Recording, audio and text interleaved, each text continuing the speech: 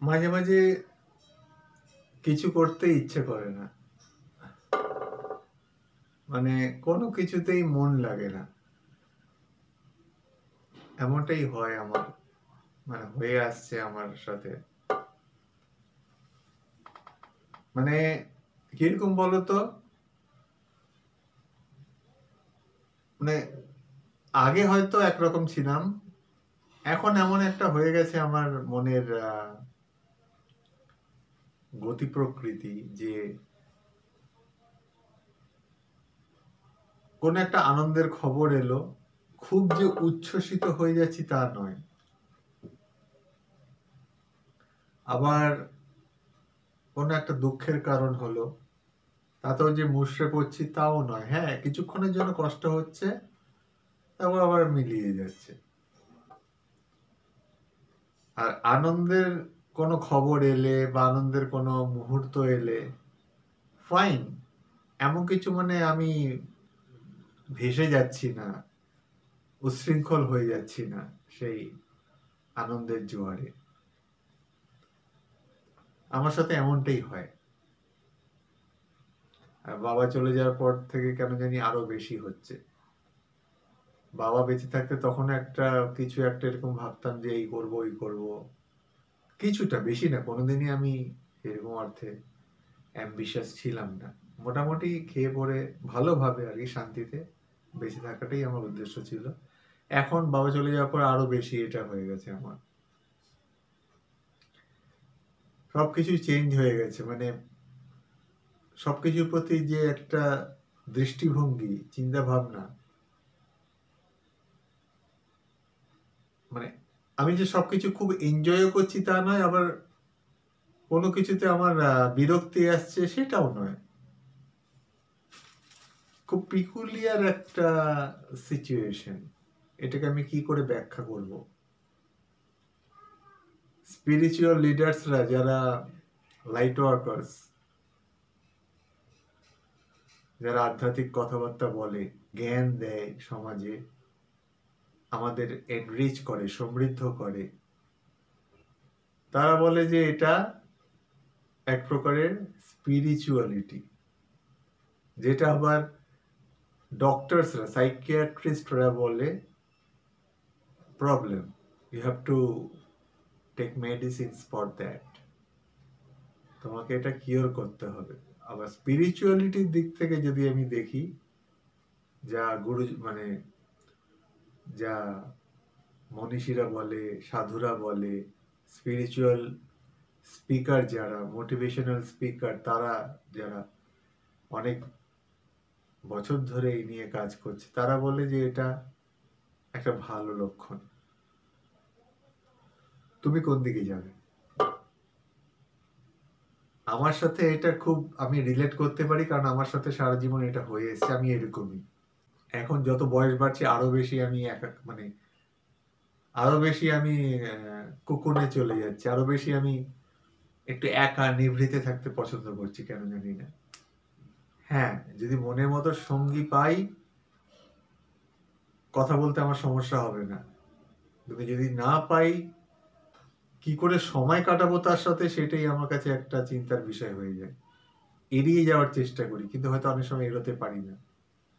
তো এই নিভৃতে থাকা, একা থাকা, একটু নিজের সাথে থাকা, কোনো কিছুতে বেশি উচ্ছ্বসিত হওয়া না, আবার কোনো কিছুতে বেশি মুষড়ে পড়াও নয়, এগুলো স্পিরিচুয়ালিটির দিক থেকে যদি দেখা যায়, তাহলে আমি বলবো এটা একটা এমন লক্ষণ, যেটাতে স্পিরিচুয়াল ওয়ার্ল্ডে একটা কথা রয়েছে যে you are going through a spiritual awakening. অর্থাৎ তুমি একটা আধ্যাত্মিক জাগরণের মধ্য দিয়ে চলেছো, এখনো সেই স্থিতিতে পৌঁছওনি। আধ্যাত্মিকতার যে চরম সীমা, সেটাতে হয়তো পৌঁছওনি, তুমি এখনো অওকেন্ড হওনি, মানে তুমি জাগরিত এখনো হওনি, প্রসেসটা চলছে। জাগরিত হয়ে গেলে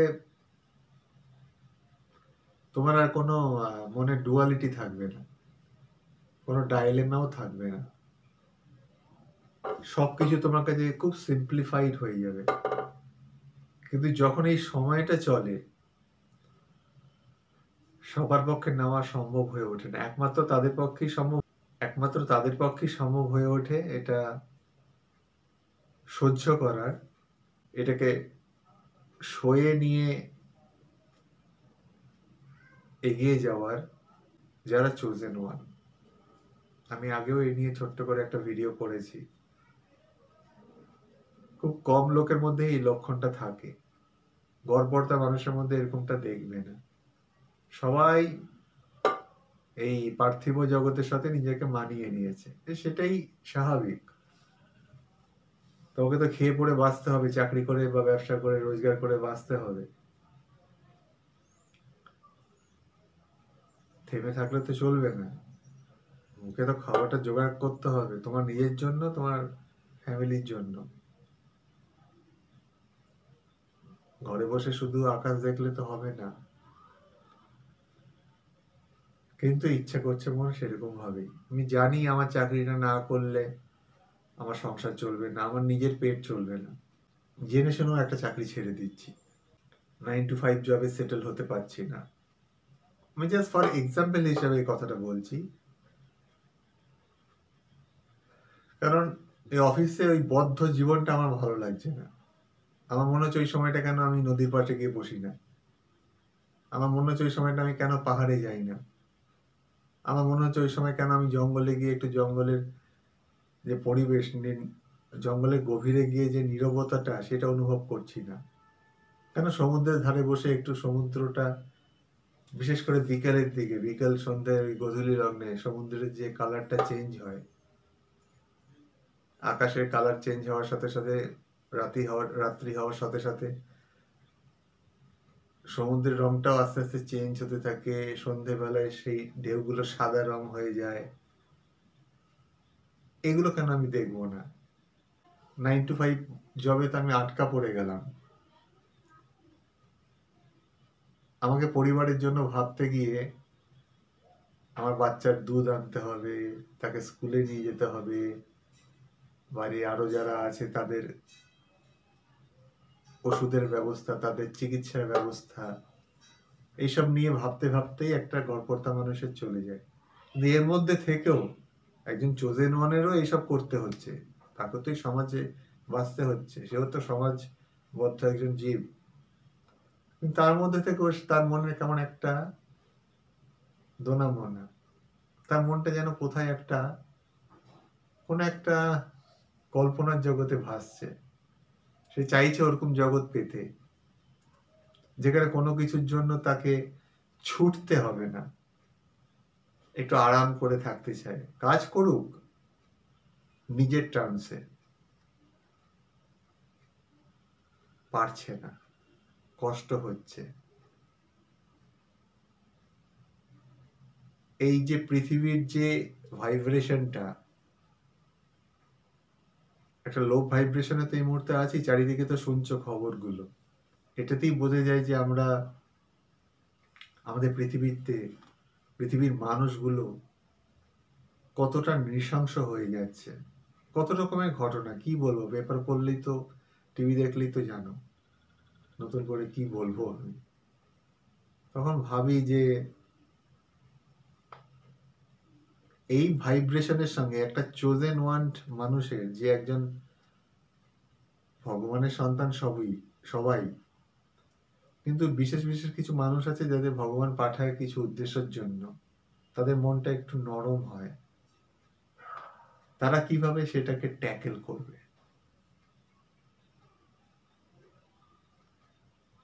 তারা হারমিট মোডে থাকতে চায়, একটু একা একা, বেশি বেরোতে ইচ্ছা করে না। বেরোবে যখন তার ইচ্ছা হবে, জোর করে তাকে পুশ করে বের করা যাবে না ঘরের বাইরে।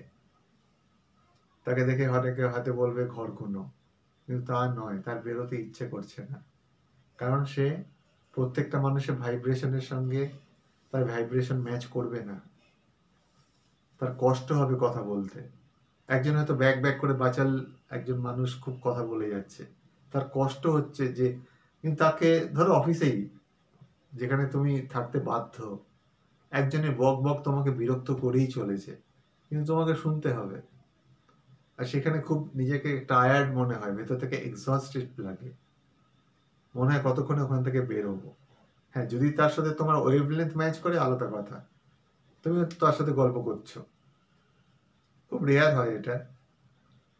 কিন্তু সেই সব মানুষদের ক্ষেত্রে যারা এরকম একটু অন্য ধরনের 11% মানুষ আছে এরকম পৃথিবীতে, তাদের পক্ষে খুব এই মানিয়ে নেওয়াটা কষ্টকর। পৃথিবীর ভাইব্রেশনের সঙ্গে লো ভাইব্রেশনে চলছি এখন আমরা। পৃথিবীর মানুষগুলোর সাথে বেশিরভাগ মানুষই এখন তাদের ফ্রিকোয়েন্সি অনেক অনেক ডাউন, সেখানে তোমার ফ্রিকোয়েন্সি অনেক হাই। তুমি তোমার সোলের সাথে কিছুটা হলো কানেক্ট করতে পেরেছো, ইউনিভার্সকে তুমি বোঝার চেষ্টা করছো। ইউনিভার্সই কিন্তু সুপ্রিম, তিনি গড, তিনি অলমাইটি। তাকে তুমি যে রূপে দেখতে চাও সেভাবেই আসবে। কোথাও একটা অসুবিধা হচ্ছে, একটা কষ্ট হচ্ছে, আর 4-5টা মানুষ অফিস ফেরত যখন বাসে করে যায় বাদুর ঝোলা হয়ে, তারা তার মধ্যে হাসছে, তুমি পারছো না, তোমার ভীষণ কষ্ট হচ্ছে। এমনিতেই তুমি ফ্রি টাইমেও টায়ার্ড হয়ে থাকো, কোনো কারণ নেই, সবকিছু ঠিক আছে, বাড়িতে এসি চলছে, সুন্দর একটা weather, still you are feeling tired, exhausted within your system. তোমার ভেতর থেকে তুমি অনুভব করছো যে মানে কোনো কারণ ছাড়াই, ফিজিক্যালিও তোমার শরীর ঠিকই আছে, তাও ইউ আর ফিলিং টায়ার্ড, তোমার অস্বস্তি হচ্ছে, মনটা কেমন যেন মানে বেচেন হয়ে আছে, কোনো কিছু ভালো লাগছে না। অথচ ভালো লাগার অনেক পরিসর রয়েছে, আননেসেসারি কোনো কারণ ছাড়াই মন খারাপ। এগুলো বিশেষ করে পূর্ণিমার দিন, অমাবস্যার দিন, একজন এক, আমার বিশেষ করে পূর্ণিমার দিনগুলো খুব এফেক্ট করে। আছে কিছু ব্যাপার, এসব মানুষরা একটু স্পেশাল। ভগবানের সন্তান আমরা সবাই, কিন্তু কিছু কিছু মানুষকে ভগবান পৃথিবীতে পাঠায় অবশ্য কিছু উদ্দেশ্যের জন্য। তার থেকেও বেশি তার সোল কন্ট্রাক্ট সে সাইন করে এসেছিল যখন এই পৃথিবীতে এসেছিল, সেই সোলটা, যে আমার জীবনটা আমি এইভাবেই যাব, মানে বাঁচবো। আমরা যখন পৃথিবীতে আসি একটা সোল, আমরা তো সবাই সোল, এই বডি মাইন্ড তো একটা সময় চিতায় চলে যাবে, সোলটা থেকে যাবে। তো সেই সোল আসার সময় একটা কন্ট্রাক্ট সাইন করে আসে যে আমার জীবনটা আমি এভাবেই কাটাবো। ইউনিভার্সের গাইডেন্সে, ইউনিভার্সের উইশে এই কর্মগুলো আমাদের ভোগ করতে হয়। হয়তো আগের জন্মের কর্মের সাথে কিছু লিঙ্কড আছে যেগুলো আমাদের পেতে হবে, এই কষ্টগুলো কোনো কারণ ছাড়া। তুমি হয়তো একটা ভালো ঘরে জন্ম নিয়েছো, কিন্তু ছোটবেলা থেকেই তোমার মনটা উদাস হয়ে থাকে। বড় ঘরের ফ্যামিলি, তোমার বাবা মা হাইলি এস্টাবলিশড, তুমি ভালো স্কুলে পড়াশোনা করছো, হয়তো ভালো চাকরিও করছো, বা করছো না, বেকার হয়ে বসে আছো, হোয়াটএভার। এবারে তোমার পার্সোনালিটি মানে খুব ভালো, তোমার পার্সোনা একটা মানে আলাদা ভাইব তৈরি করে চারপাশে। স্টিল ফ্রম ইনসাইড তোমার ভেতর থেকে তুমি you are not satisfied with yourself, with the society, with the environment, with the ambience. এই পরিবেশের সাথে তোমার ম্যাচ খাচ্ছে না, কারণ এদের জীবনটা অন্যভাবে লেখা থাকে। তাদের ফ্রিকোয়েন্সিটা অনেক হাই, ভাইব্রেশন তাদের অনেক অনেক আলাদা, একটা অন্য ফ্লোতে তারা চলে, যেটা সাধারণ একটা মানুষের বোঝার কোনো ক্ষমতাই নেই। তো ন্যাচারালি সে যখন নিজের মতো মানুষকে পায় না, কারণ 11% এই পৃথিবীতে এরকম মানুষ রয়েছে, তো নিজের লাইক মাইন্ডেড মানুষ পাওয়া খুব কঠিন। একজন স্পিরিচুয়ালি ইনক্লাইন্ড মানুষই কিন্তু একজন স্পিরিচুয়ালি ইনক্লাইন্ড মানুষকে খুঁজে পেতে পারে। সে বুঝবে এই লোকটা এরকম, এর সাথে আমি কথা বলে আরাম পাবো, এর সাথে আমি সময় কাটালে আমি সমৃদ্ধ হব। সেও বুঝবে, আমিও বুঝবো, একটা কানেক্ট হয়ে যায়। কিন্তু এই কানেকশনটা হয় না সেরকম বন্ধু পাওয়া যায় না তাদের জন্য, কারণ তারা তো ওই গড়পড়তা বন্ধুত্বের মধ্যে সীমাবদ্ধ হয়ে থাকেনি। এই চল আজকে আড্ডা মারি, এই চল আজকে সিনেমা দেখি, এই চল আজকে খাওয়া দাওয়া করি, একটু মস্তি করি, একটু মদ খাই, একটু হুল্লোড়বাজি করি, গার্লফ্রেন্ডদের নিয়ে একটু মস্তি। না, তাদের জীবনের উদ্দেশ্যটা অন্যরকম, তারা একটু অন্যভাবে বাঁচতে চেয়েছে। তাদের এন্টারটেনমেন্টের সংজ্ঞাটাই আলাদা, তাদের ভালোভাবে থাকার দৃষ্টিভঙ্গিটাই আলাদা, তাদের চেতনার উদয় হয়েছে। তারা হয়তো এখনো এনলাইটেন্ড হয়নি, কিন্তু অকেন্ড হয়েছে স্পিরিচুয়ালি, আধ্যাত্মিকভাবে তারা জাগরিত হয়েছে বা হচ্ছে। এনলাইনমেন্ট অনেক পরের ব্যাপার। আলোকিত হওয়া, আধ্যাত্মিকভাবে আলোকিত হওয়া, সেটা কজন মানুষ পারে? যোগীরা পারে, যোগীরা। কিন্তু তুমি যদি কিছুটা স্পিরিচুয়ালিও অকাণ্ড হও, তাহলেও বুঝবে তুমি অনেক এগিয়ে গেছো তোমার জীবনে। হয়তো সামাজিকভাবে তুমি প্রতিষ্ঠিত নও, সামাজিকভাবে তুমি সামান্য একজন কর্মচারী একটা কোনো প্রাইভেট কোম্পানির, বা বেকার হয়ে বসে আছো, লেখক কবিতা লিখে সময় কাটাও, কোনো সেই অর্থে তোমার গুরুত্ব নেই সমাজে। সবকিছু শেষে না, এই ওয়ার্ল্ডের বাইরেও একটা প্যারালাল ওয়ার্ল্ড আছে। সেখানে যখন আমরা সবাই যাব না, ওই মানুষটা যে একটু আলাদা, সে কিন্তু গডের, ভগবানের সান্নিধ্যটা পাবে, তার কাছে আসবে, ভগবান তাকে আদর করে কাছে টেনে নেবে। আর যে সারা জীবন ওই ম্যাটেরিয়ালিস্টিক লাইফের পেছনে ছুটলো, টাকা টাকা টাকা, সম্পত্তি, ঐশ্বর্য, এই চাই, ওই চাই, 10,000 টাকায় হবে না, আরো 20,000 টাকা আমার চাই, আরো প্রমোশন, আরো উপরে উঠতে হবে, এই করেই ওখানে তার কোনো ভ্যালু নেই। তাকে আরেকটা জন্ম নিতে হবে, কারণ সেই জীবনে এত পাপ করে ফেলেছে, এই সমৃদ্ধি বা এই উচ্চাশার পূরণের লক্ষ্যে তাতে অনেক কিছু সে অনেকের সাথে সে খারাপ ব্যবহার করেছে, অনেকের ক্ষতি করেছে, হয়তো সেগুলো পোষণ হয়ে যাবে পরের জন্মে, তাকে আরেকটা জন্ম নিতে হবে। কিন্তু আরেকটা মানুষ যে কারোর ক্ষতি করেনি, উল্টে আরো তার ভালো চেয়েছে, করতে পেরেছি কিনা সেটা বড় কথা না, কিন্তু সে ভালো চেয়েছে, কিন্তু তার জীবনটা সাকসেস পায়নি, কারণ তার মনটা একটু অন্যরকম, একটু নরম, একটু উদাসীন প্রকৃতির, একটু ইউনিভার্স, কসমস, একটু এই চারিপাশের অনুভূতিগুলোকে একটু অনুভব করা, এগুলোর মধ্যে সে থাকতে চেয়েছে, একটু আলাদা হয়ে বাঁচতে চেয়েছে। শুধুই এই 9টা-5টা জব, পরিবারের চিন্তা ভাবনা, নিজের চিকিৎসা, কি হবে কাল, এইসব ভেবে এর বাইরেও একটা কিছু নিয়ে ভাবতে চেয়েছে, সত্যটা জানতে চেয়েছে। সেই যখন যাবে ওপরে, তার জন্য দরজা আলাদা, মোক্ষের দরজা, আর বাকিরা আবার আরেকটা জন্ম নাও, ভালো কর্ম করলে ভালো ফল পাবে, খারাপ কর্ম করলে খারাপ ফল পাবে। হয় এই জন্মে যদি না হয় ওভারফ্লো করে পরের জন্মে চলে যাবে। ভালো করলেও মানে তুমি যে মোক্ষ পেয়ে যাবে তা না, কারণ ভালোর সাথে তুমি কিছু খারাপও হয়তো করেছো। মোক্ষ কারা পায়? যারা একদম পুরোপুরি উদাসীন হয়ে যায়, কোনো কিছুর প্রতি আর অ্যাটাচমেন্ট থাকে না, সত্যটাকে জেনে নেয় যে এগুলো সবকিছু ইলিউশন, আমি কিছু নিয়ে আসিনি, কিছু নিয়ে যাবও না, তো কিসের কি।